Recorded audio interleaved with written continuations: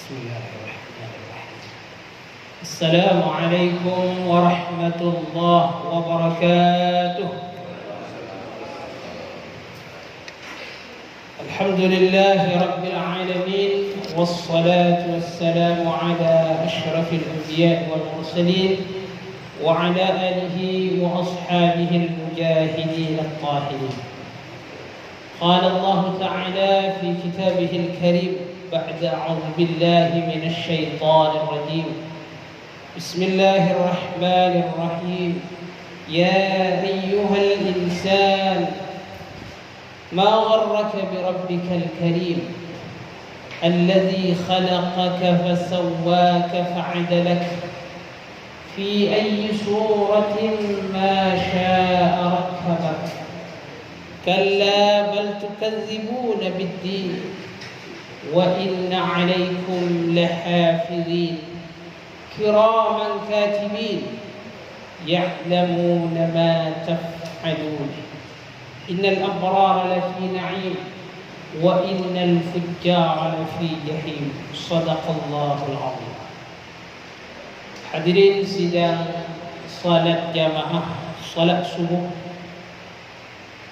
alhamdulillah, bersyukur kehadirat Allah Azza wa Jalla karena pada pagi yang mulia ini kita dapat lagi bertemu di satu majlis yang sangat mulia di rumah Allah. Telah pun kita bersama-sama melaksanakan salat subuh berjamaah dan dilanjutkan dengan kajian Al-Quran surah Al-Mulk. Mudah-mudahan kita semua ini mendapatkan rahmat dari Allah Azza wa Jalla.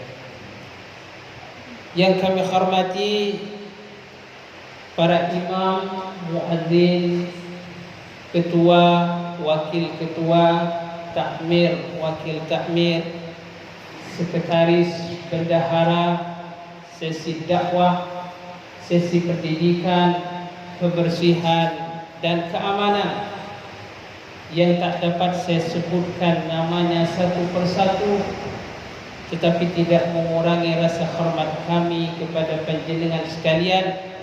Mudah-mudahan kita semua diberikan kesehatan, keafiatan, kekuatan menjalani perintah Allah, dipanjangkan umurnya serta mendapatkan ridha dari Allah Azza wa Jalla. Amin, Allahumma amin.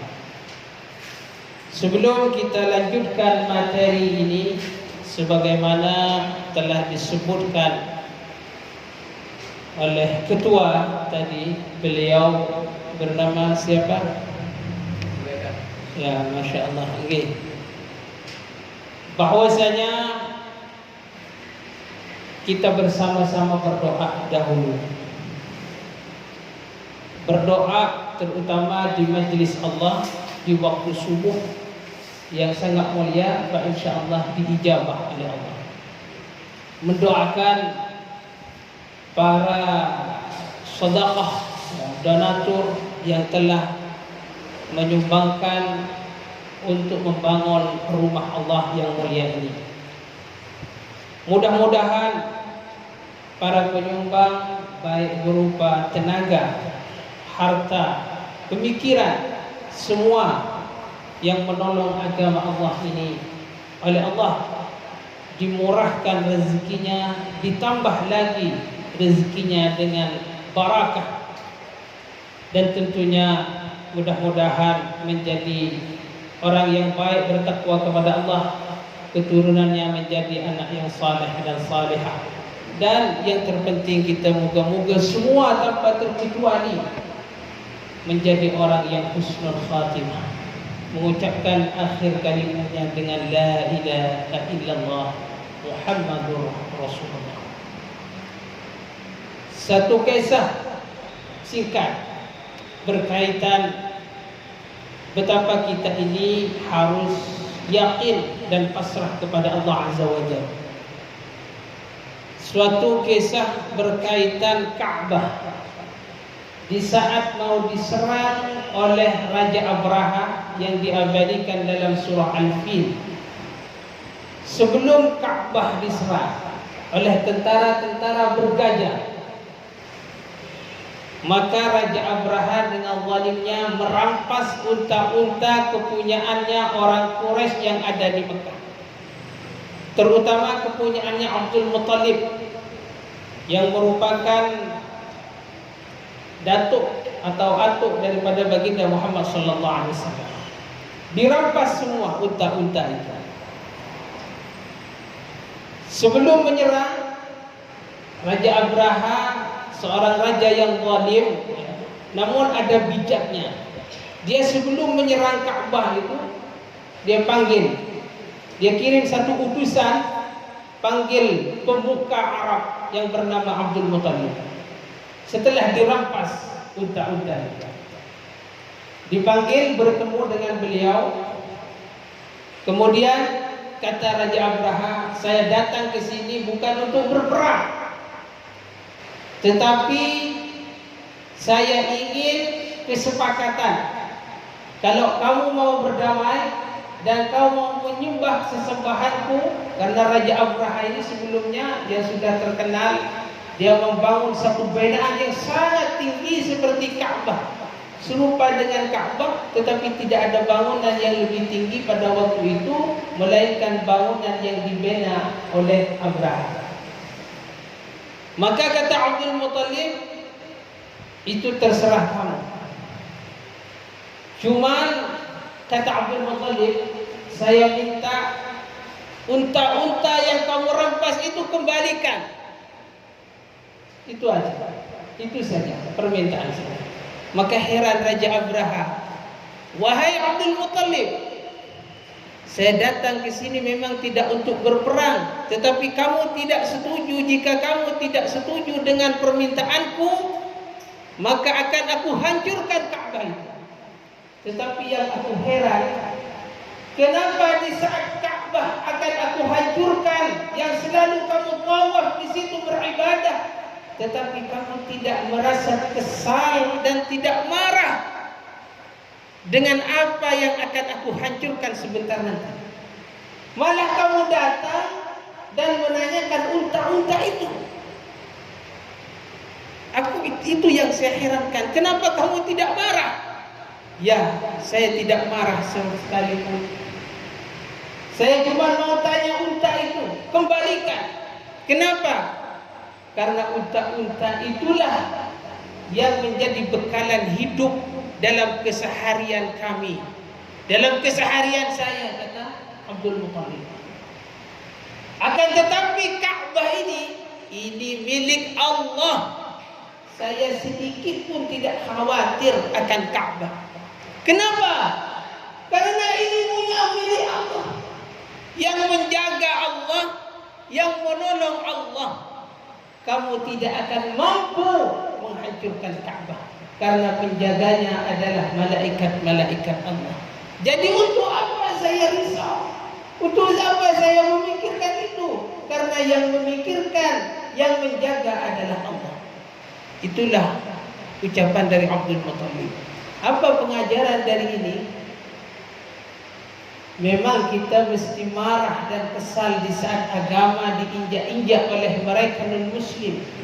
Tetapi pengajaran betapa Abdul Muttalib ini 100%, 100% dia yakin kepada Allah bahwa yang menjaga Ka'bah, yang dikenal Baitullah, rumah Allah, itu adalah Allah yang menjaga. Tawakal dan pasrah 100% itulah yang mesti diterima, yang mesti kita tiru, sebagaimana Abdul Muttalib menjaga Ka'bah pada waktu itu. Maksudnya apa? Masya Allah, tabarakallah.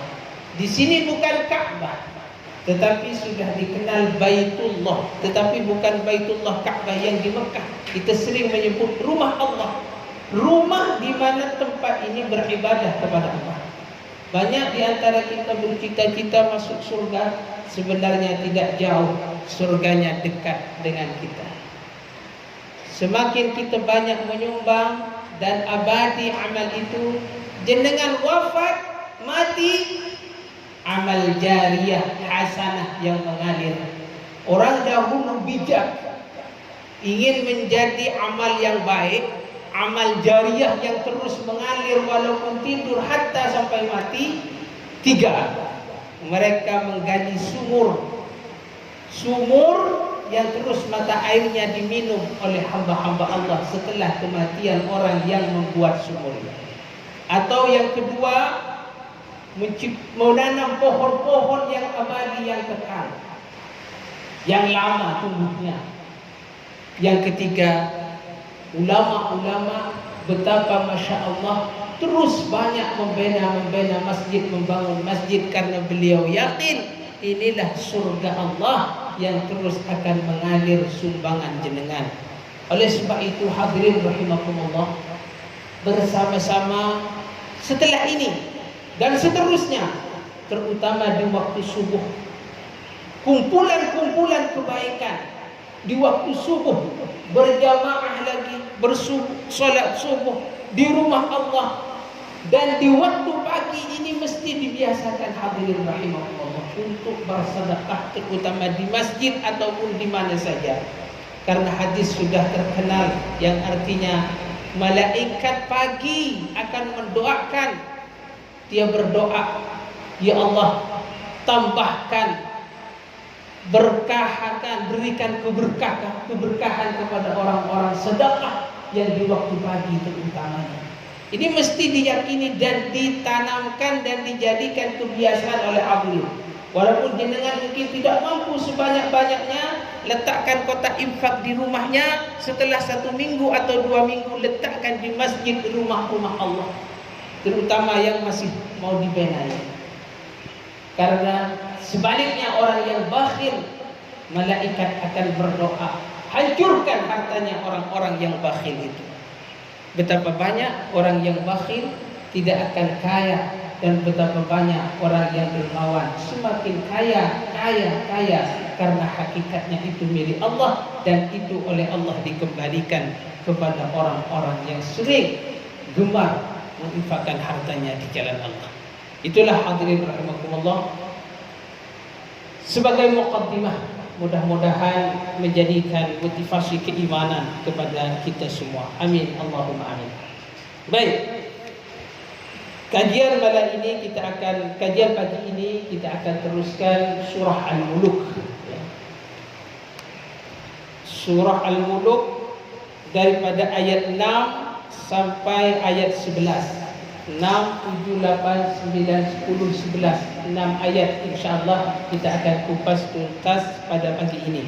InsyaAllah kita tidak banyak waktunya, InsyaAllah jam 6 kita akan berhenti di dalam kajian ini.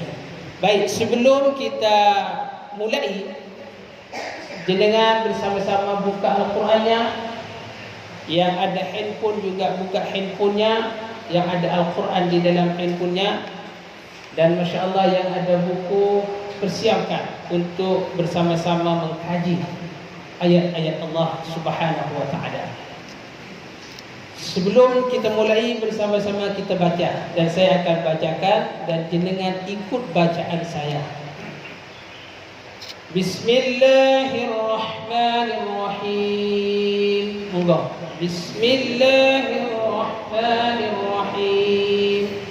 Walilladzina kafaru birabbihim 'adzabu jahannam wa bi'sal masir. Walilladzina kafaru birabbihim 'adzabu jahannam wa bi'sal masir. Idza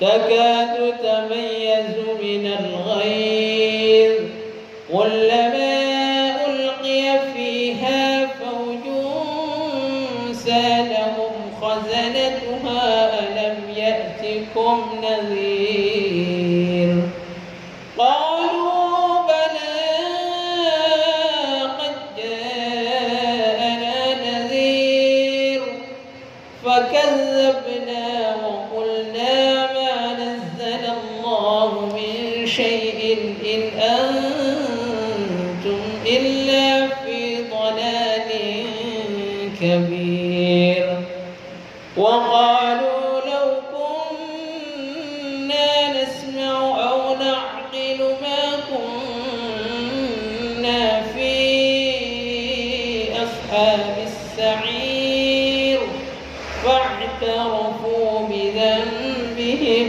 فسحقا لأصحاب السعير. Yang artinya walilladzina kafaru, berhak bagi orang-orang yang kafir, pantas bagi orang-orang kafir, orang yang ingkar, tidak percaya akan kekuasaan Allah, tidak percaya akan wujudnya Allah, tidak percaya akan kerasulan Allah, kerasulan Rasulullah sallallahu alaihi wasallam, tidak percaya kepada malaikat, Al-Quran, qada dan qadar dan kitabnya dan hari kiamat. Berhak bagi orang-orang yang ingkar seumpama ini adalah azab jahannam, neraka jahannam.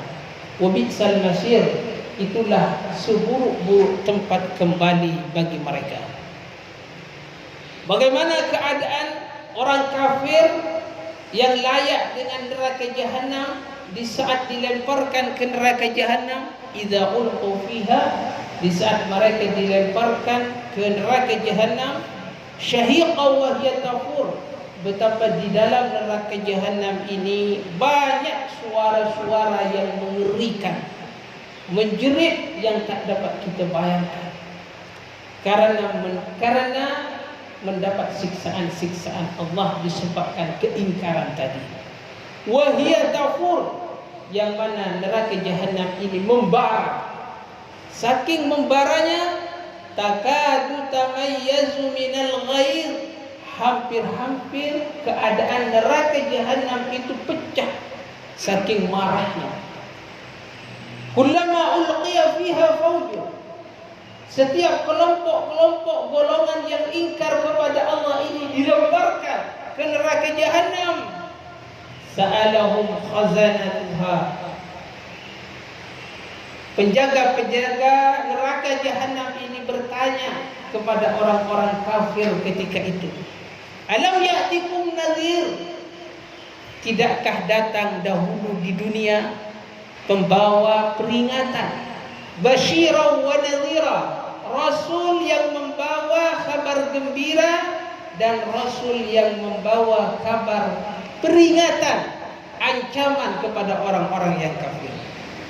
Barulah kelak di akhirat mereka mengakui, qalu bala, ya, nggih, ya, kata orang-orang kafir menjawab kepada penjaga-penjaga neraka itu, qad ja'ana nadhir, dulu memang benar adanya rasul-rasul penyampai risalah-risalah Allah telah datang menyampaikan risalah itu kepada kami, tetapi dia baru mengakui di akhirat, wa qulna, dan kami berkata, ma nazzalallahu min syai',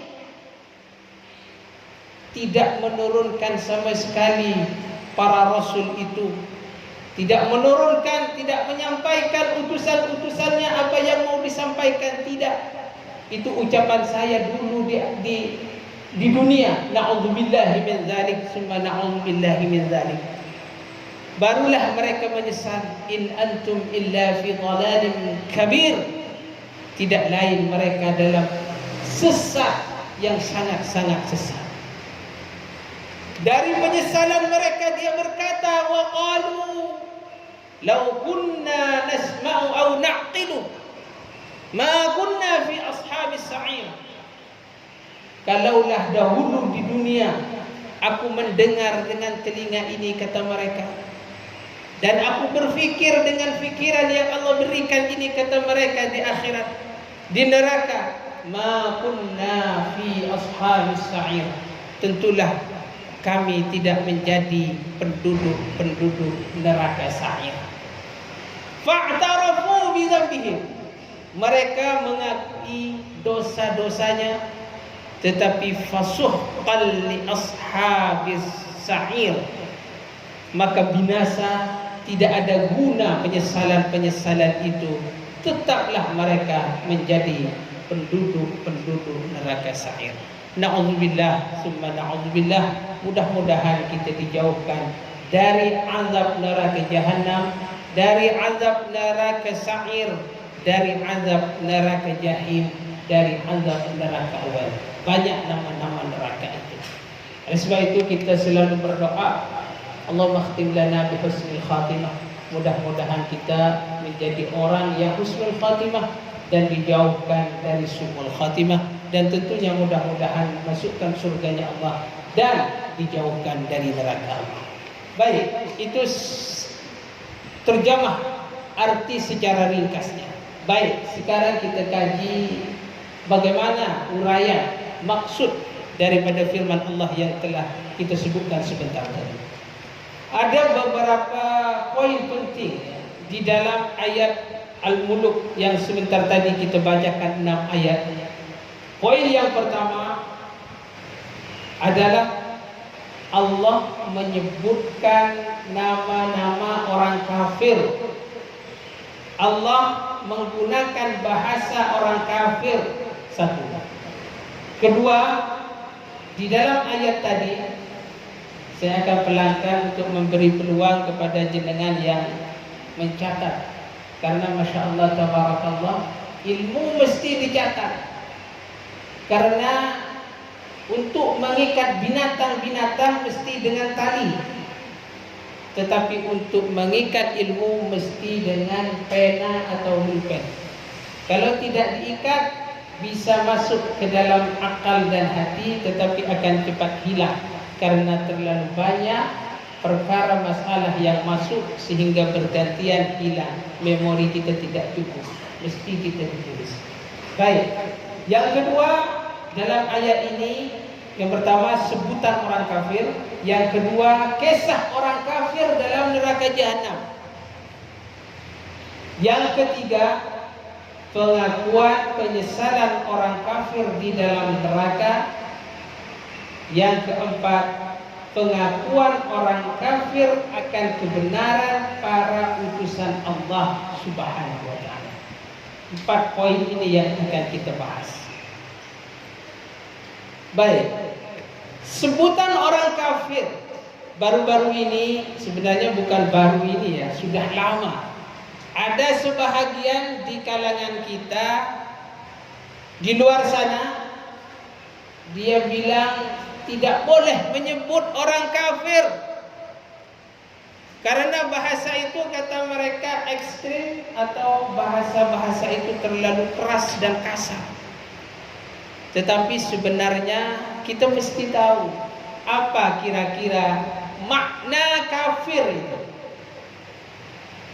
Ini mesti kita pahami dulu, supaya kita tidak salah paham di dalam mengartikan kafir tadi, sehingga nanti tidak ada istilah ekstrim dan lain sebagainya. Dan ini memang bahasa Allah di dalam Al-Quran sangat banyak, tidak bisa dipungkiri fakta dan realita. Boleh atau tidak kita menyebut orang kafir? Mengapa tidak boleh? Karena itu memang bahasa Allah. Kafir itu artinya adalah orang yang ingkar. Orang yang ingkar. Ingkar bagaimana, Ustaz? Tidak percaya. Tidak percaya bagaimana? Meragui. Ragu. Tidak percaya kepada wujudnya Allah. Tidak percaya bahwa Allah mengutus utusannya Nabi Muhammad SAW. Tidak percaya malaikatnya, kitabnya, qada qadarnya, dan kepada hari kiamat. Inilah orang kafir, musuh-musuh Allah. Orang-orang yang ingkar kepada Allah, sungguh banyak sebutan orang kafir. Dan sebutan itu tidak hanya menyebut Allah dengan orang kafir, mesti kita ingat dan ditulis oleh jenengan sekalian. InsyaAllah nanti kita kaji lagi selain kafir. Tapi kita akan fokus karena di sini ada walilladzina kafaru, bagi orang-orang kafir. Dan perlu diingat, jangan-jangan di antara kita ada orang-orang kafir. Wah, Ustaz ini kok keras sekali. Nanti kita akan bahas mengikut dalil yang ada di Al-Quran dan dalil yang ada pada hadis Rasulullah SAW. Jangan-jangan di antara kita ada orang kafir. Karena sementara ini kalau menyebut orang kafir mesti yang ada di sana Yahudi, Nasara, Majusi dan lain sebagainya. Padahal hati-hati, Rasulullah menyebutkan di dalam hadisnya. InsyaAllah kita akan urai sebentar lagi. Sebutan di dalam Al-Quran Al-Kafirun atau minal kafirin. Allah lagi menyebut mujrimun atau mujrimin. Al-mujrim, mujrimun itu orang yang banyak melakukan dosa. Ketiga Allah sebut munafiqun.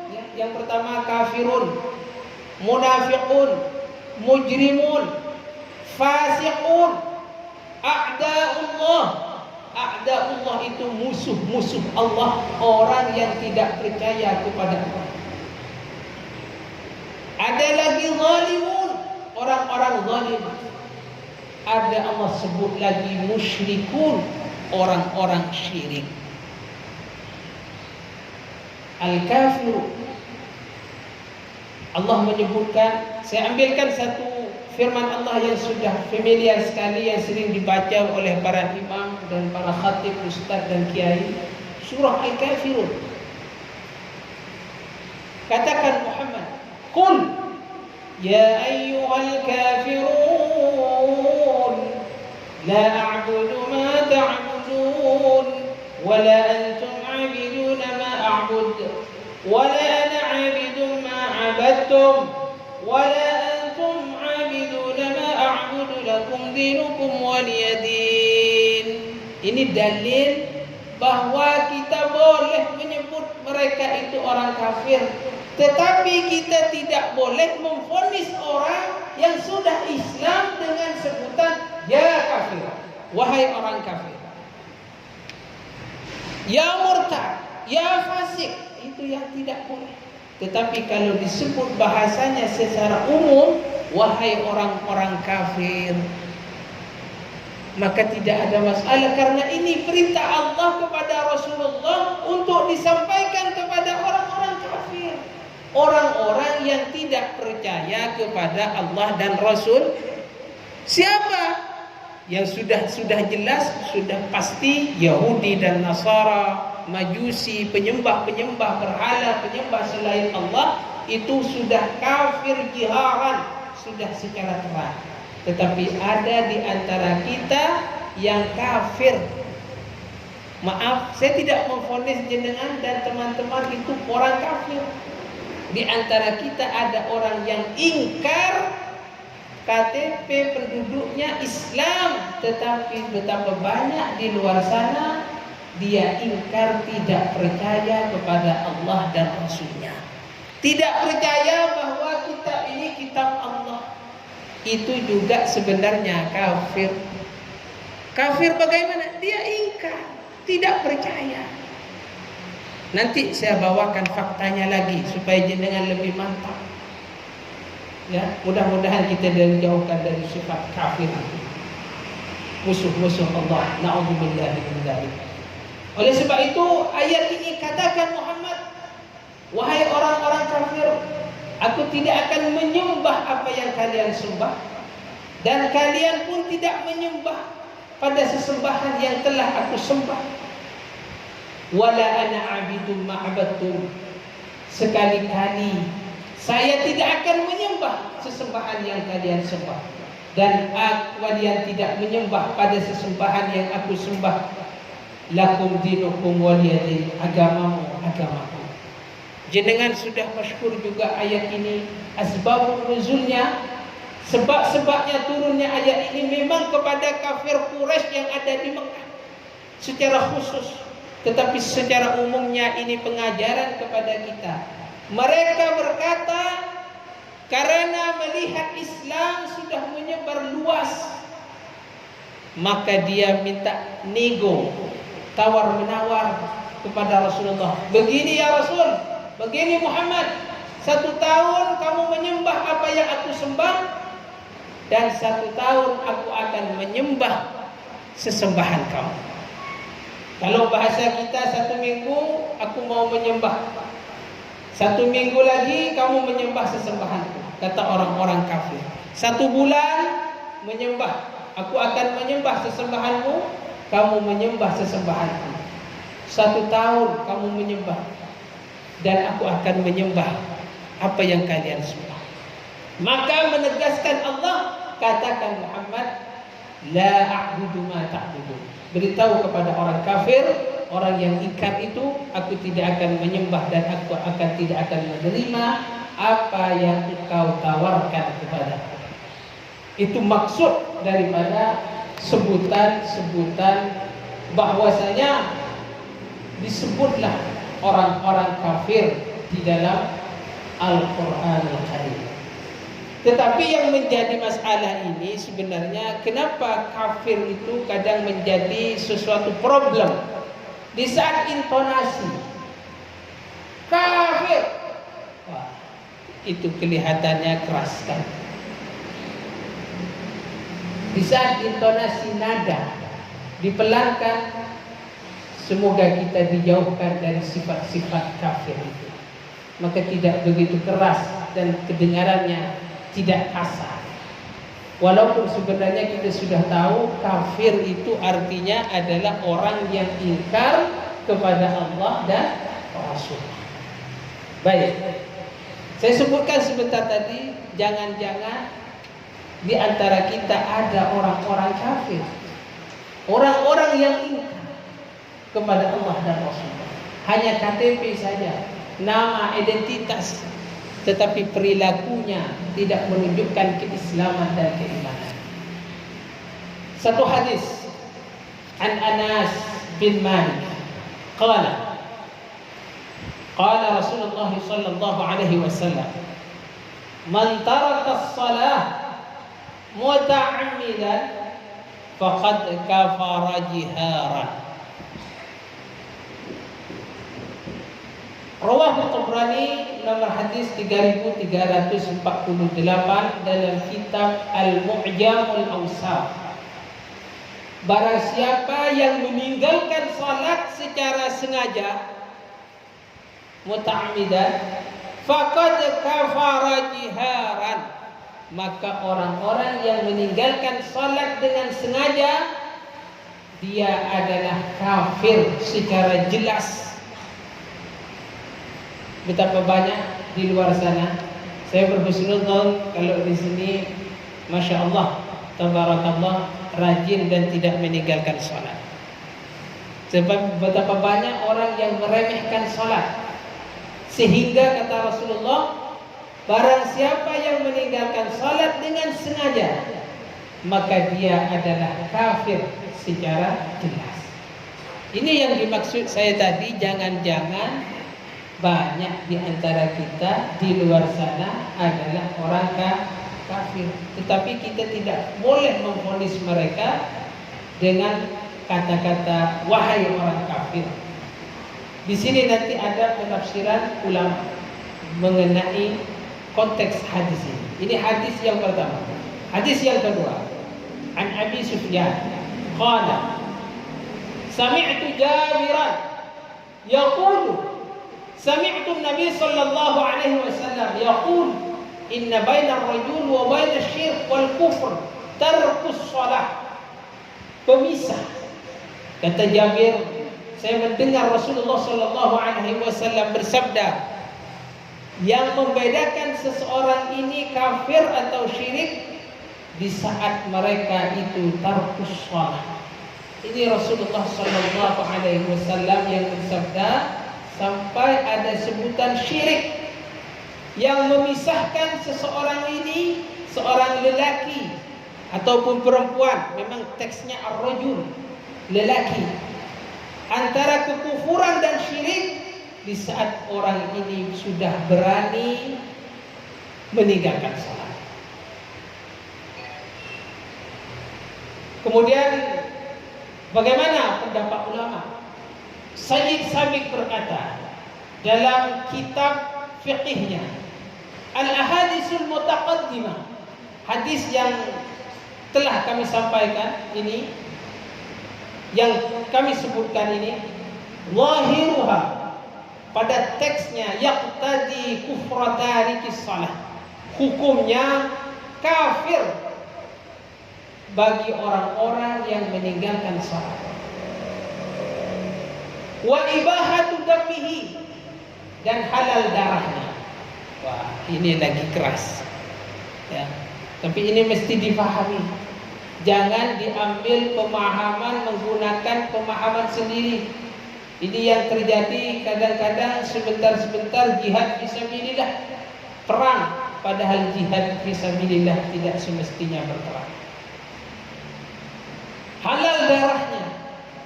Walakinna katsiran min ulama salaf, tetapi pendapat ulama salaf dan khalaf, di antaranya Abu Hanifah, Malik wa Syafi'i, annahu la yakfur, bahwasanya orang yang meninggalkan salat yang disebutkan oleh Nabi sebentar tadi, penafsirannya tidak sampai kepada tingkatan kafir, bal yafsuq, akan tetapi mereka itu fasik. Fasik itu orang yang melakukan maksiat kecil tetapi berulang-ulang, itu fasik. Ataupun jarang melakukan maksiat kepada Allah, tetapi sekali melakukan dosa-dosa besar, zina, membunuh, minum khamar, dan lain sebagainya, itu fasik. Wa yustatabu, dan dituntut untuk minta taubat. Fa illam yatub, kalau mereka itu tidak taubat, qutila haddan, boleh dibunuh secara hukum Islam, orang yang meninggalkan salat. Menurut Imam Malik wa Syafi'i wa ghairihima, ini pendapat Imam Malik dan Imam Syafi'i dan lainnya.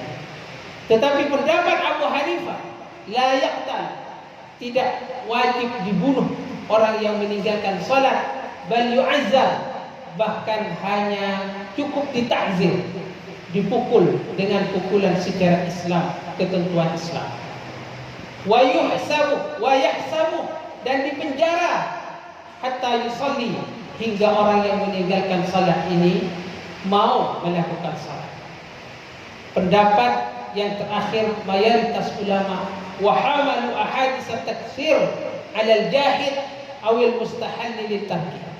Yang dimaksud kafir orang yang meninggalkan salat tadi adalah orang yang mengingkari akan kewajiban salat, atau menganggap hukumnya boleh meninggalkan salat,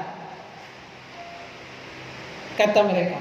Jadi yang dimaksud itu, yang dimaksud tarikus salat, orang meninggalkan salat boleh dibunuh, ada pendapat cukup ditakzir, adalah kalau dia meyakini bahwa hukumnya meninggalkan salat itu boleh, dan dia ingkar bahwa salat itu wajib, padahal salat itu memang diwajibkan. Inna salah kanat 'alal mu'minina kitaban mawquta, bahwa salat itu diwajibkan pada waktu yang telah ditetapkan oleh Allah dan Rasul.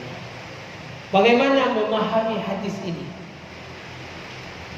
Cara memahami hadis ini, bahwasanya kita tidak boleh, memang teksnya man taraka shalah muta'ammidan faqad kafara jihran, orang yang meninggalkan salat secara sengaja maka dia kafir secara jelas. Sehingga ditafsir oleh ulama mengikut kejadian-kejadian para sahabat, betapa dibenci oleh Rasulullah kalau orang-orang itu meninggalkan salat, bahwasanya ini cukup dijadikan landasan kepada diri sendiri. Kalau ini dijadikan landasan kepada umum, ada orang yang tidak salat nanti dikatakan kafir. wah ini wajib dibunuh, ini halal darahnya. Bukan seperti itu. Kita ambil pendapat ulama yang terakhir. Inilah pentingnya kita mengambil pendapat ulama-ulama salaf, bahwasanya yang dimaksud kafir tadi dianggap kafir kalau dia meyakini bahwa hukum salat itu tidak wajib, ingkar akan wajibnya salat, membolehkan meninggalkan salat, barulah dia hukumnya kafir. Jadi kita mesti mengambil pendapat yang terakhir, bahwasanya orang yang dianggap kafir ini orang yang meyakini bahwa salat itu tidak wajib, boleh ditinggalkan. Itu. Tetapi saya setuju dengan pendapat yang terkenal Profesor Dr. Hamka. Kalau masalah hukum dengan Allah, kita tidak boleh mengambil yang ringan, khususnya kepada diri kita. Prinsip jangan dipraktekkan kepada orang lain. Kalau dipraktekkan kepada orang lain, nanti sebentar-bentar bunuh, sebentar-sebentar kafir, Yahudi, murtad dan lain sebagainya. Tetapi di saat kita malas salat, ada anak-anak kita tidak mau salat, maka kita takut kepada ancaman Rasulullah yang disebutkan bahwa orang yang meninggalkan salat adalah kafir secara nyata. Kata Dr. Hamka, jangan terlalu banyak mengambil pendapat-pendapat ulama. Nah, ini mesti kita perhatikan juga. Kenapa di antara kita masih banyak cekcok, terpecah belah, banyak pendapat-pendapat? Karena terlalu banyak mengutip pendapat-pendapat ulama. Artinya apa? Tidak terus kembali kepada Al-Quran dan hadis. Walaupun pendapat ulama itu memang kita mesti perlu seperti tadi itu, tetapi di saat terlalu banyak pendapat ulama A, B, C, D, E, F, G, H, I, J, maka disitulah terlalu banyak perpecahan dan pecah belah. Kalau kata Rasulullah, man taraka shalah muta'ammidan faqad kafara jiharan. Kalau orang yang meninggalkan salat adalah kafir, kafir. Enggak usah ditakwil-takwil lagi. Itu maksudnya. Tetapi di saat ucapan Rasulullah dikatakan kepada mereka ini kafir, jangan divonis kepada orang-orang luar. Jangan sekali-kali mudah mengucapkan memvonis orang-orang kafir. Tetapi di saat kita malas salat, anak-anak kita malas, ayahanda malas, ibu anda malas, istri malas, suami malas salat, bacakan hadis ini. Kalau tidak bisa bahasa Arab, bacakan terjemahnya. Orang yang meninggalkan salat, kata Rasulullah, dia adalah kafir. Apa makna kafir? Ingkar, tidak percaya, atau dia tahu kepada hukum wajib salat, tetapi masih banyak yang tidak melakukan salat.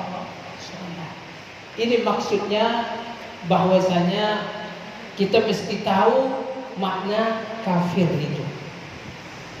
Ini pembahasan walilladzina kafaru, pada orang-orang kafir, ingkar kepada ayat-ayat Allah, azabu jahannam, mereka berhak mendapatkan neraka jahanam, wa bi'sal masir, dan itulah tempat kembali mereka, seburuk-buruk tempat kembalinya. Ayat 1. Kedua, seterusnya mengenai kafir. Masih mengenai kafir, hadirin rahimahullah. Saya bawakan dalil-dalil yang ada khususnya dalam Al-Quran. Kita mengkaji Al-Muluk, tapi pada hakikatnya mengkaji banyak ayat-ayat Al-Quran di dalam surah-surah yang lain. Karena takut hadirin ini nanti salah menafsirkan di saat saya mengucapkan kafir. Oleh sebab itu saya panjangkan lagi dan saya bawakan dalil bahwa orang kafir ini sudah jelas di luar sana, dan kita khawatir di antara kita banyak orang-orang yang kafir, ingkar kepada Allah dan Rasul. tidak percaya adanya Allah. Mereka tidak beragama sekalipun kadang. Itu yang mesti kita takuti. Kemudian akibat dari keingkaran itu, bagaimana kata Allah Subhanahu wa taala di dalam surah Al-Baqarah. Surah Al-Baqarah ayat 61.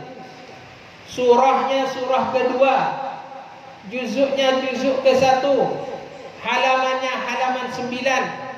Bisa jenengan nanti dilihat akibat dari kekafiran, keingkaran kepada Allah dan Rasulnya.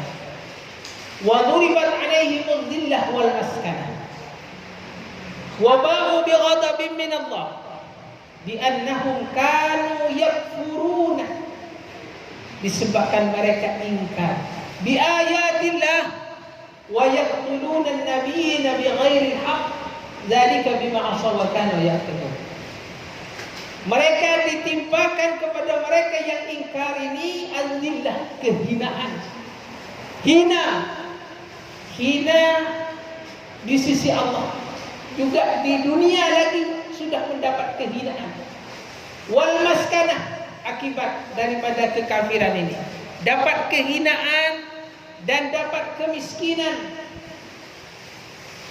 Wa ba'u bighadabin min Allah, dan dia pulang kembali mendapatkan murka Allah. Disebabkan apa? Bi annahum kanu yakfuruna bi ayatillah, disebabkan mereka ingkar kepada Allah, ayat-ayat Allah. Wa yaqtuluna an-nabiyina bighairi al-haq, dan mereka membunuh para nabi dengan secara tidak hak. Dzalika bima asaw wa kanu ya'tadun. Ini disebabkan kedurhakaan mereka dan disebabkan mereka melampaui batas. Poinnya ayat ini apa? Orang yang ingkar kepada ayat Allah dan membunuh nabi, para nabi dengan tidak hak, maka dia mendapatkan azillah, kehinaan, wal maskanah, dan kemiskinan, dan mendapatkan murka Allah bi annahum kanu yakfurun, disebabkan mereka ingkar. Yakfurun, kafir, disebabkan keingkaran mereka. Kenapa di antara kita masih mendapat kehinaan, sengsara? Kenapa miskin? Belum di akhirat lagi. Kehinaan di akhirat orang yang kafir sudah jelas, azab jahannam. Tetapi di dunia lagi, orang yang tidak mengamalkan ayat-ayat Allah, Al-Quran dan hadis, maka sudah pun mendapatkan kehinaan dan kemiskinan. Bukan maksud miskin ini miskin harta. Jangan juga memvonis orang yang miskin, orang yang tidak berderajat, kemudian kita katakan dia mendapatkan zillah, kehinaan dan kemiskinan disebabkan murkanya Allah, disebabkan kekafiran. Tetapi betapa banyak orang yang kaya raya, berderajat, pangkat tinggi, tetapi hidupnya sengsara. Itu maksud zillah. Dan hatinya miskin, rumit, sumpek dan susah.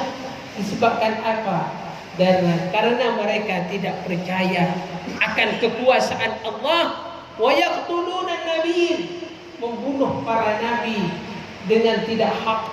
Sekarang tidak ada orang yang membunuh nabi, karena para nabi dan rasul sudah tidak ada. Tetapi banyak orang-orang yang menginjak-injak amalan nabi, menginjak-injak ajaran Allah dan rasulnya. Inilah sebenarnya orang yang membunuh ajaran-ajaran Allah dan rasulnya. Maka akibatnya akan mendapatkan zillah wal maskanah.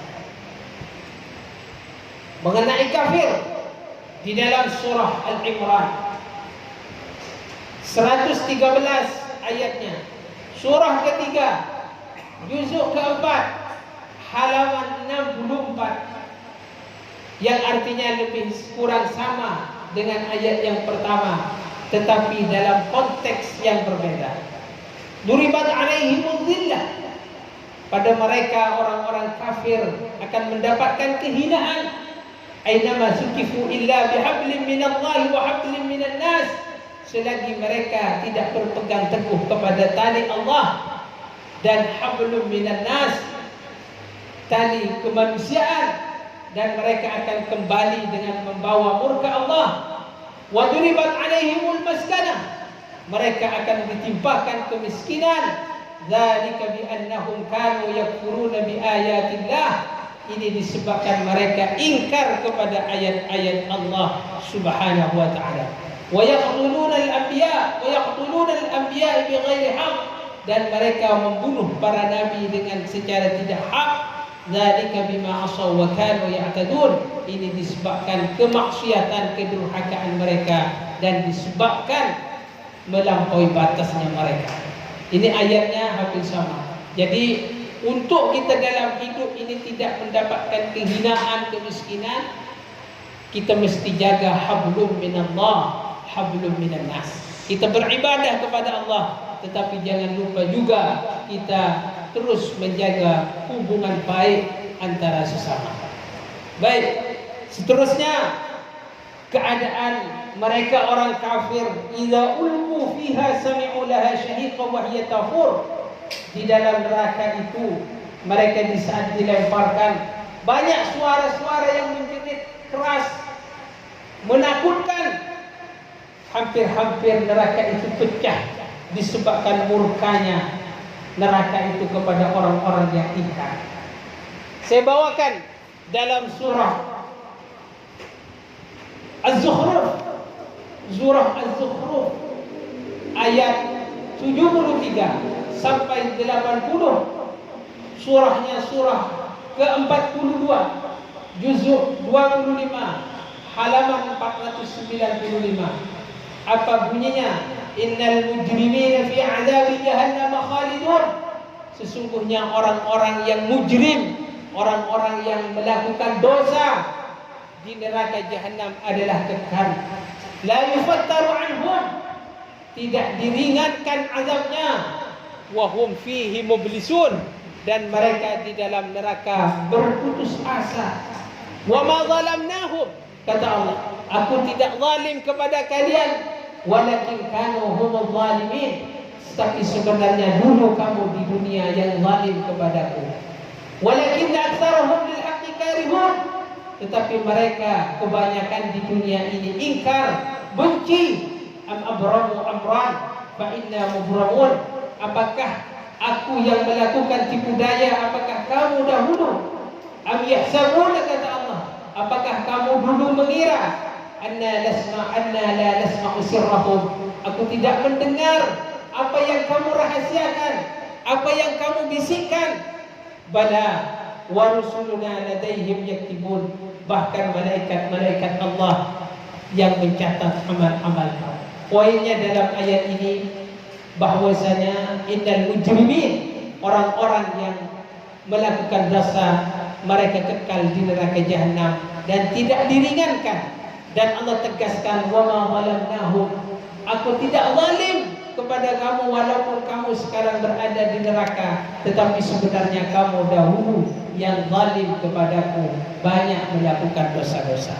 Ini juga di antara kita, saya punya sahabat dulu, dia bertanya, Ustaz, kenapa Allah ciptakan neraka dan surga?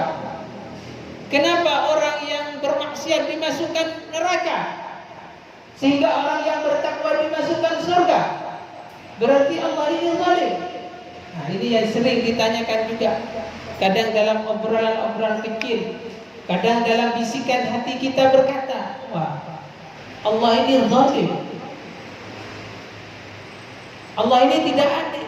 Na'udzubillah min dzalik, semoga dijauhkan dari bisikan-bisikan itu. Kenapa orang yang tidak baik, yang bermaksiat, dimasukkan neraka, disiksa? Berarti Allah tidak adil, tidak bijaksana, zalim. Kenapa orang yang takwa dimasukkan surga? Di sini Allah tekankan, wa ma zalamnahum, bukan aku yang zalim, tetapi kamu dulu yang zalim kepadaku. Maksudnya apa? Hadirin rahimahullah, saya bawakan contoh. Di saat jenengan bekerja di salah satu PT atau company ataupun pabrik, di kantor, jenengan berlaku baik, dan kalian oleh atasannya diberikan bonus atau hadiah-hadiah, reward, atau dinaikkan pangkatnya. Kemudian orang yang tidak berperilaku baik tak mendapatkan hadiah, reward, dan tidak dinaikkan. Tetapi kalau dibalik oleh pimpinan jenengan, orang yang tidak berperilaku baik, tidak rajin, tidak aktif di dalam bekerja, tidak cerdas, kemudian dinaikkan pangkatnya, apa perasaan jenengan? Pasti jenengan akan berkata, pimpinanku tidak bijaksana. Kenapa orang yang tidak rajin dinaikkan pangkat? Tetapi di saat pimpinan tegas menempatkan tempatnya pada tempatnya, dinaikkan orang-orang yang rajin, mesti kita akan berkata pimpinan itu bijak dan tidak zalim. Ini diantara jawabannya. Jadi kalau hadirin berbisik Allah zalim, sekali-sekali tidak zalim. Allah tegaskan, bukankah dulu aku telah mengutus Rasul, bukankah dulu aku menurunkan Al-Quran dan hadis, ajaran-ajaran, kenapa tidak kau ikuti? Di saat anak-anak kita, jenengan, dulu kita sudah sama-sama menjadi anak-anak. Nah, rajin-rajinlah belajar. Kelak kamu akan mempunyai masa depan yang cemerlang. Tidak sekolah SMP, SD, SMP, SMA, malas belajar sekolah agama, sehingga setelah tua menyesal. Setelah menyesal, apakah jenengan akan berkata, wah, orang tuaku dulu tidak adil? Mesti tidak akan berkata seperti itu. Pasti kita akan berkata, ya Allah, menyesal aku. Kenapa dulu oleh ayahanda dan ibunda disuruh ngaji tidak mau, suruh sekolah tidak mau? Berarti ini salah aku, bukan zalimnya orang tuaku, tetapi kesalahanku. Inilah jawaban jika ada hadirin di luar sana mengatakan Allah zalim. Sungguh sekali-kali tidak zalim. Allah selalu menegaskan, apalagi zaman sekarang, siapa yang tidak mendengar firman Allah, siapa yang tidak mendengarkan hadis-hadis Rasulullah, siapa yang tidak mendengarkan fatwa-fatwa yang baik, tetapi kenapa mereka tetap tidak mengikuti ajaran Allah dan Rasulnya dan ingkar, kafir sekali lagi tadi, disebabkan hawa nafsunya, disebabkan hawa nafsu mereka. Dia tidak mengikuti perintah-perintah Allah, sehingga dia keadaannya dalam keadaan tersesat, dan juga mereka orang yang kafir ini dimasukkan dalam nerakanya Allah. Na'udzubillahi min dzalik. Baik, ada hadis riwayat Anas, suatu ketika Rasulullah sallallahu alaihi wasallam tersenyum. Lalu Rasul bertanya kepada sahabat, adakah yang mau bertanya, ingin tahu kenapa aku ini senyum, kenapa aku tertawa? Sahabat menjawab, ya Rasul, saya ingin tahu kenapa jenengan tersenyum. Kata Rasulullah sallallahu alaihi wasallam, ajibtu min mujalatatil abdi rabbahu. Saya kagum, saya heran kepada perdebatan orang-orang yang ingkar kepada Allah kelak di hari kiamat. Yaqul, mereka berkata, I wa rabbi alastu wa'adtani alla tadhlimani. Kata orang kafir, ya Allah, wahai Tuhanku, bukankah dulu di dunia telah berjanji bahwa engkau ya Allah tidak akan zalim kepadaku? Ini sebutan mereka. Dia menggugat, berhujjah di hadapan Allah kelak di hari kiamat. Ini Rasulullah gelak, tertawa, heran. Mereka pintar, pandai berdebat, walaupun sudah nyata-nyata mereka itu ingkar. Qala bala, kata Allah, ya benar, aku telah berjanji bahwa aku tidak akan zalim. Fayaqul, kemudian orang-orang kafir berkata, fa inni la aqbalu ala syahidan illa min nafsi. Sungguh aku akan mendatangkan saksi dari diriku sendiri. Aku akan bersaksi. Fayaqulu Allah tabaraka wa ta'ala, awalaysa kafa bi syahida, kata Allah, bukankah aku cukup menjadi saksimu? Ini perdebatan antara orang kafir dengan Allah. Bukankah cukup, bukankah tidak cukup aku yang menjadi saksi dan malaikatku yang telah mencatat amal-amal kamu? Fayuraddidu hadzal kalam miraran. Ini diulang-ulang. Apa yang diulang-ulang?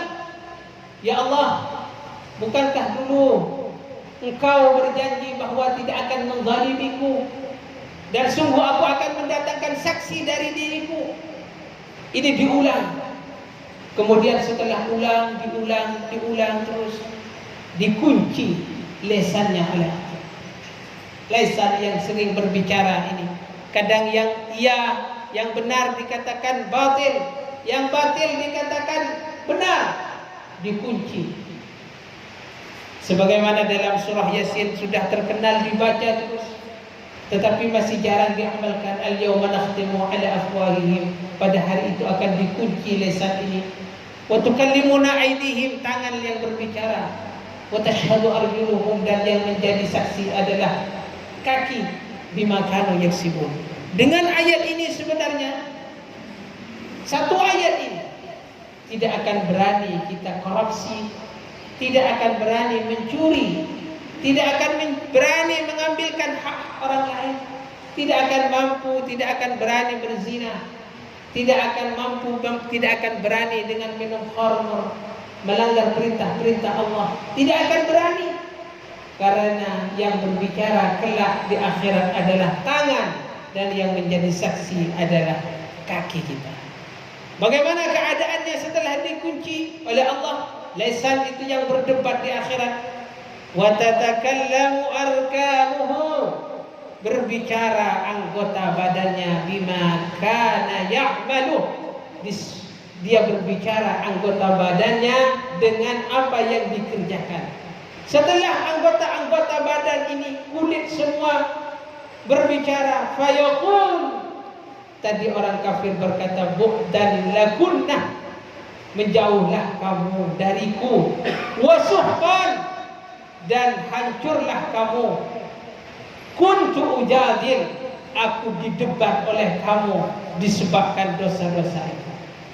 Jadi maksudnya perkataan-perkataan zalim yang kadang berbisik di dalam hati ini mesti dijauhkan. Dan inilah perdebatan mereka. Ya Allah, dulu kamu berjanji, katanya tidak mau zalim, katanya bijaksana, katanya Rahman dan Rahim. Tetapi kenapa aku disiksa? Kata Allah, cukuplah aku yang menjadi saksi dan malaikatku yang menulis amalmu. Diulang mereka berdebat, dikunci lisannya. Setelah dikunci, maka berbicara tubuh badannya. Berbicara bahwa mereka ingkar. Setelah berbicara, kemudian dia benci kepada anggota badannya yang bersaksi akan kekufurannya itu, dan dia mengharapkan tubuh badannya hancur dan lebur karena mereka didebat, dihujah, yang menjadi saksi bukan orang lain tetapi dia badannya sendiri. Hadis terusnya, hadirin rahimakumullah, bahwasanya idza kana yaumul qiyamah, kata Rasulullah, kelak di hari kiamat, arafal kafir bi amalihi, mengakui orang kafir dengan perbuatannya, fajahada wa khasamah, kemudian mereka berdebat, kemudian didatangkan oleh Allah dan Rasulnya, jirunaka yashhaduna alaik, ini tetangga kamu dulu bersaksi. Maksudnya tetangga-tetangga yang tidak ingkar kepada Allah didatangkan. Ini tetangga kamu dulu. Kamu bilang kamu tidak ingkar, ini tetangga kamu menjadi saksi. Fayaqul, maka orang kafir yang ingkar kepada Allah, ini bukan tetanggaku, tetanggaku ini adalah dusta, katanya. Maka Allah mendatangkan ahluka wa ashiratuka, ini adalah keluarga kamu dan pengikutmu. Maka sekali lagi dia berkata, fayaqulu kadzabu, dusta ya Allah ini. Kemudian fayaqulu ihlifu, dia bersumpah, ya Allah saya bersumpah. Kemudian fayahlifuna, setelah dia bersumpah, dia kunci sekali lagi. Summa yusmituhumullah, kemudian dikunci dan bersaksi lidahnya, dan akhirnya mereka dimasukkan ke dalam neraka Allah. Na'udzubillahi summa na'udzubillahi min dzalik. Kalau membaca ayat ini, oleh sebab itu, kalau ada ayat-ayat yang menjelaskan neraka, siksaan hari kiamat, sunnah menangis.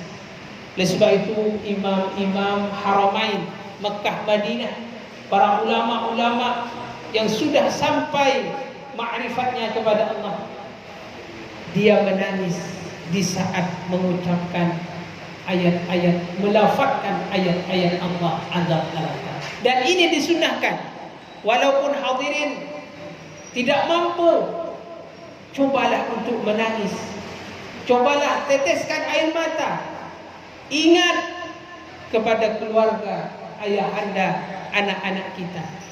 Oleh sebab itu, qu anfusakum wa ahlikum nara. Selamatkan diri kamu, saya, jenengan dari api neraka. Wa quduhan nas wal hijarah, yang mana api neraka ini bahan bakarnya adalah daripada manusia dan batu-batu, kayu-kayu dari api neraka. Uiddat lil kafirin, yang disediakan kepada orang-orang kafir.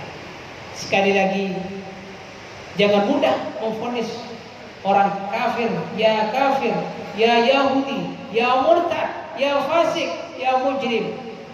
Jangan mudah. Tetapi bukan tidak boleh kita menggunakan kata-kata kafir, karena sifat kafir itu khawatir tidak jauh daripada kita. Karena masih banyak orang-orang yang meninggalkan salat, melengah-lengahkan salat. Oleh sebab itu sudah sering diucapkan, anak-anak didik dengan salat. 7 tahun tidak salat, marahi. 10 tahun tidak salat, pukul. Dengan pukulan, bukan pukulan siksaan, tetapi pukulan di bawah lutut, supaya menjadi didikan bahwa ini peringatan Allah. Jangan sampai nanti kelak di akhirat berhujjah seperti orang kafir ini yang mengatakan Allah zalim. Na'udzubillah summa na'udzubillah. Hadirin rahimakumullah, mudah-mudahan pengajaran ini menjadi satu pengajaran kepada kita yang dapat kita amalkan.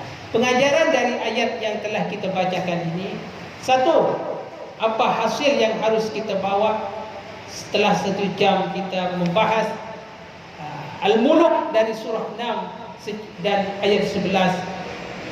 Pengajarannya adalah kita mesti takut pada Allah, karena azab Allah sangat pedih. 1. 2, bertaubatlah sebelum semua anggota badan ini menjadi saksi bersaksi di hadapan Allah. Kita semua tidak lama akan mati. Tidak lama. Umurnya umat Muhammad SAW, umat Muhammad kata baginda baina 60 wa 70, antara 60 dan 70. Kita semakin lama hidup di dunia, semakin dekat menuju alam akhirat. Semoga kita juga dipanjangkan umurnya. Kalau lebih dari 70 bonus. Jarang sekali umat Muhammad melebihi 100. Oleh sebab itu bersiap-siap, termasuk salat, mendengarkan tazkirah seperti ini untuk meningkatkan keimanan kepada Allah Subhanahu wa taala. Pengajaran yang ketiga, taatlah pada Allah dan Rasulnya. Berimanlah pada Allah dan Rasulnya. Dan mudah-mudahan kita mendapatkan ridha dan syafaat Rasulullah sallallahu alaihi wasallam. Terakhir,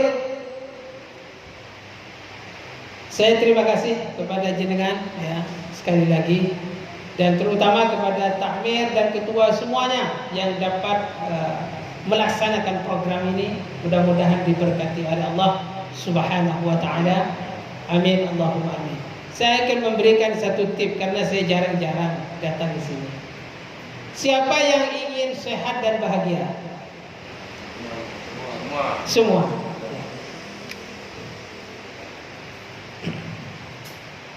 Saya ingin tanya kepada muslimin dan muslimat supaya tidak tegang ya, karena sudah tegang ya dari sebelumnya ini. Karena mohon maaf, sebenarnya kami tidak pandai bergelak tawa ya. Jadi pembawaannya seperti inilah yang saya sampaikan. Saya ingin jenengan ini mendapat daging dari penyampaian saya. Ayat-ayat yang saya bawakan ini adalah kekuasaan Allah. Kira-kira hadirin, hadirat atau muslimin, muslimat, apa cara bahagia? Saya mau tanya dulu. Berlandaskan Al-Quran hadis. Berikan ayat yang menjelaskan supaya kita ini happy, tenang. Ayatnya. Baik. Ayatnya sebenarnya ringkas. Ya, kalau jenengan ingin enjoy, happy, tenang, aman, damai dalam hidup, walaupun tidak punya rumah besar, mobil banyak, harta banyak, walaupun itu juga perlu dengan cara yang halal tentunya. Ala bidzikrillahi tatma'innul qulub. Dengan mengingat Allah, hati menjadi tenang. Ini perlu dipahami, memaknai Al-Quran. Ya, tenang itu gimana? Ya, bisa diartikan happy, senang, luas. Dunia ini luas. Ada solusi-solusi walaupun banyak masalah. Tidak ada yang tidak bermasalah. Semua bermasalah yang bernama manusia. Tetapi di saat dikembalikan kepada Allah, ingat kepada Allah, maka hati menjadi tenang. Persoalannya lagi, itu kan umum. Bagaimana cara mengingat Allah ini supaya benar-benar bahagia? Ulama banyak menjelaskan. Ada sebagian kalau saya tanya, ya banyak bersyukur Ustaz. Ya pasrah aja kepada Allah. Banyak bersabar. Gitu. Ini yang sering diucapkan. Poinnya, jenengan kalau ingin bahagia dalam 24 jam jangan tinggal membaca Al-Quran. Itu. Saya tidak mau banyak membawa hadis, karena sudah banyak hadis-hadis yang disampaikan. Jenengan dengarkan musik India, dangdut, pop dan lain sebagainya, tujuannya ingin happy, tenang, rokok, enjoy, ke warkop dan lain sebagainya. Bahagia itu kadang tidak akan datang. Kenapa? Karena jenengan kadang-kadang satu minggu tak membaca Al-Quran satu lembar pun. Bahkan kadang-kadang satu bulan tidak membaca Al-Quran. Cara mengingat Allah banyak disebut Allah, Allah, Allah, Allah, sallallahu alaihi Muhammad, sallallahu alaihi Muhammad, subhanallah. Tetapi dari zikir-zikir yang banyak itu, jangan tinggalkan membaca Al-Quran. Saya berikan ini. Jenengan sudah rasakan, jangan baca Al-Quran satu bulan. Jangan baca kalau ingin tahu.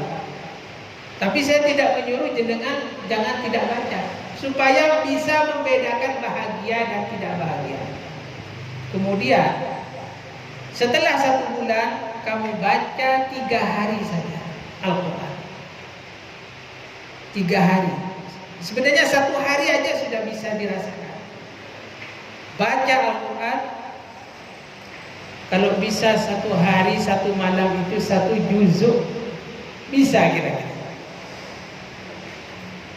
Gak bisa Ustaz, paling 1 jam itu. Tapi kita lihat handphone 2, 3, 4 jam ya. Kalau tidak bisa 1 juzuk Al-Quran 5 lembar. Kalau tidak bisa, pastikan sehari semalam 1 lembar saja. Pastikan juga Al-Quran ini jangan tidak dibaca. Kalau tidak dibaca, siap-siap hati jenengan tidak akan bahagia. Temu kawan lama, enjoy, enjoy. Tapi hatinya tidak akan datang enjoy. Tenang itu tidak ada. Kenapa?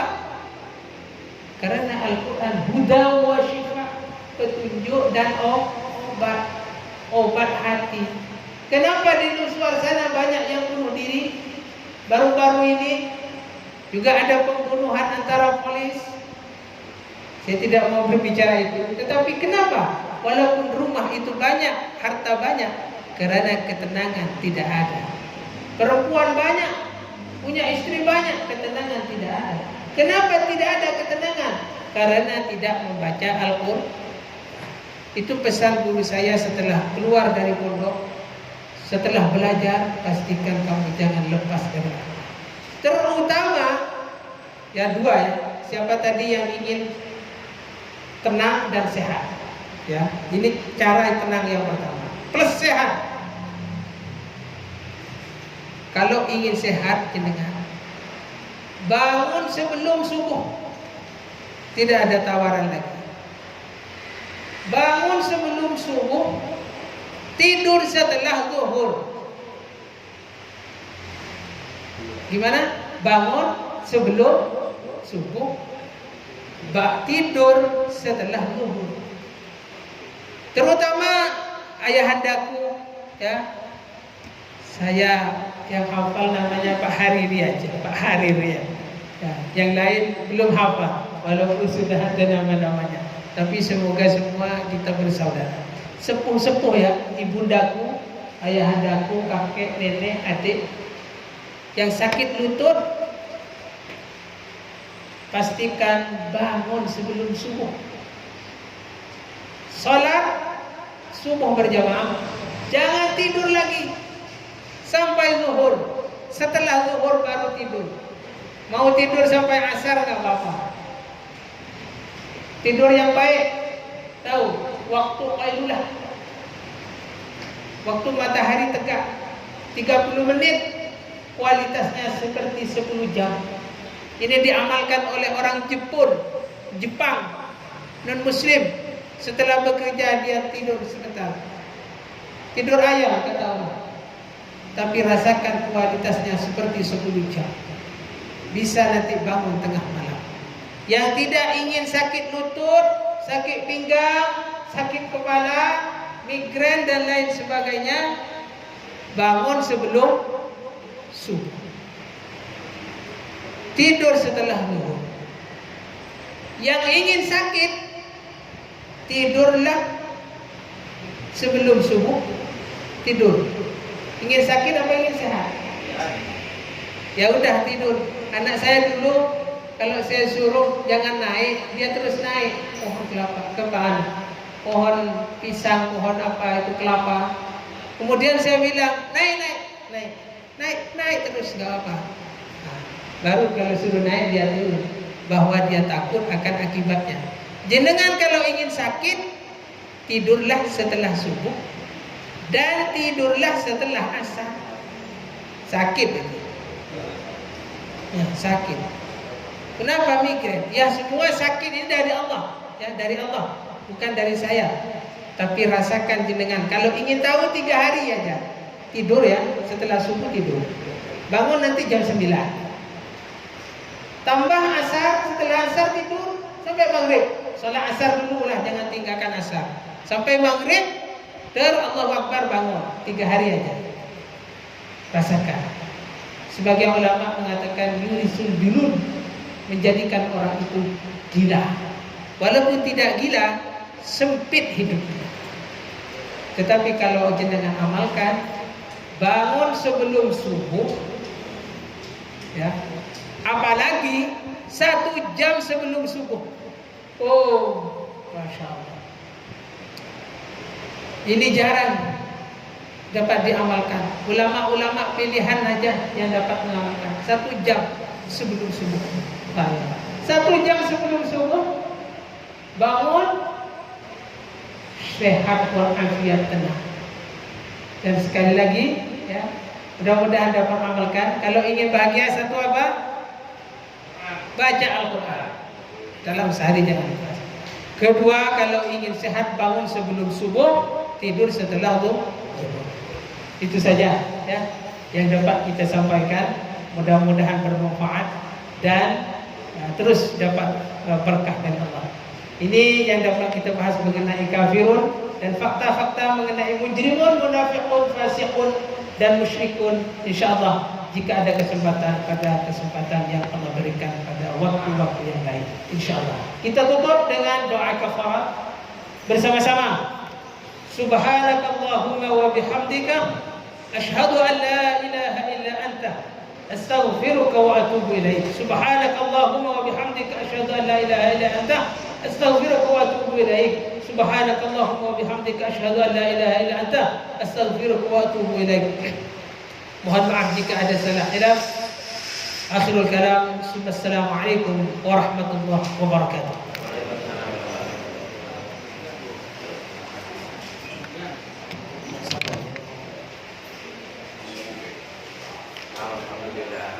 Terima kasih ya.